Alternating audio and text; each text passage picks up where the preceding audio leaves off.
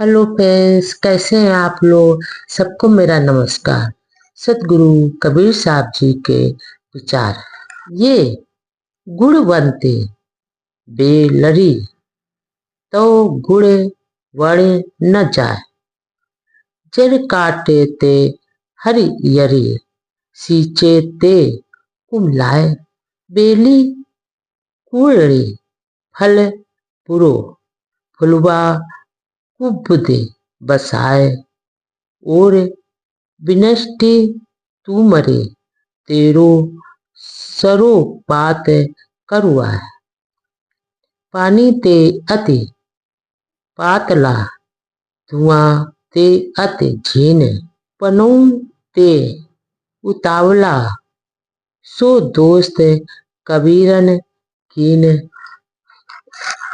यहाँ पर सतगुरु कबीरदास जी कहते हैं कि अगर त्रिगुणात्मिका मनोव्रत की महिमा अपरंपार है, जिसका वर्णन किया जा नहीं सकता, वर्णन करना असंभव। मनोव्रत रूपी लता विषयाशक्ति और अहंता ममता रूपी जड़ काट देने पर प्रसन्न एवं सुखी होती है, और भोगों से मनुष्य शिक्षित किए जाने पर दुखी हो जाते। यही नहीं, या मनोव्रत माया लता विपत्नी कामनी भी है। और चूंकि इसके बुद्धि रूपी फूल पहले से ही दुर्गंध युक्त होते हैं, अतः यह बुरा फल देने वाली ही है। आगे सतगुरु कबीरदास जी कहते हैं कि यह तो कड़वी तुमड़ी माया है, जहाँ से आरंभ होती है वहीं से जीव का पतन चालू हो जाता है।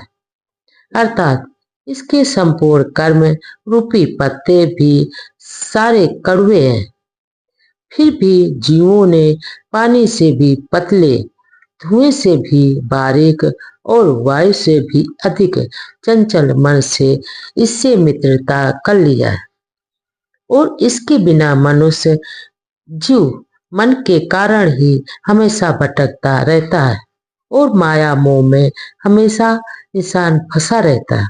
सतगुरु वचन सुनो हे संतो, मत लीजय सिर भार। हो हजूर ठाड़ कहत हो, अब तय समर संभार। ओ करुवाई बेलरी, ओ करुआ फल तोड़।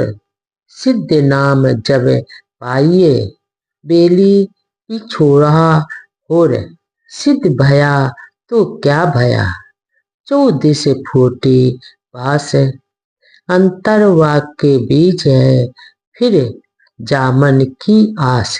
यहाँ पर सतगुरु कबीरदास जी कहते हैं कि हे संतो, तुमने तो सतगुरु के वचनों को सुनकर उस प्रकार का आचरण करो, अर्थात उनकी सदगुरुओं की मान्यताओं का बोझा अपने सर पर मत उठाओ। और मेरा यह दृढ़ विश्वास है कि तुम स्वयं ही श्रेष्ठतम हो जाओगे। और अगर हो सके तो मन के युद्ध में अपनी रक्षा करो, और स्वयं भी संभलो और दूसरों को भी संभालो। जैसे एक लता ऐसी भी होती है जिसके पत्ते और फल सब कड़वे होते हैं, परंतु वो पक जाने पर वही फल सुगंधित होकर चारों तरफ अपनी छाप छोड़ जाता है। मगर उसके बीज कड़वे होते हैं, अतः वह पुनः कड़वा पेड़ ही पैदा करेंगे और करता ही रहेगा। दूसरे शब्दों में कहा जाए कि यह जो माया रूपी लता है, उसके फल तो बहुत कड़वे होते हैं। जो सिद्ध पुरुष है वह माया से अलग हो जाता है, परंतु उसकी वासनाएं पके फल की भांति ही होती हैं, और जो टूटकर चारों तरफ फैल जाती हैं और फैल गई हैं। और उसके अंदर का संसारिकता रूपी बीज पुनः अंकुरित हो जाता है और होता रहता है।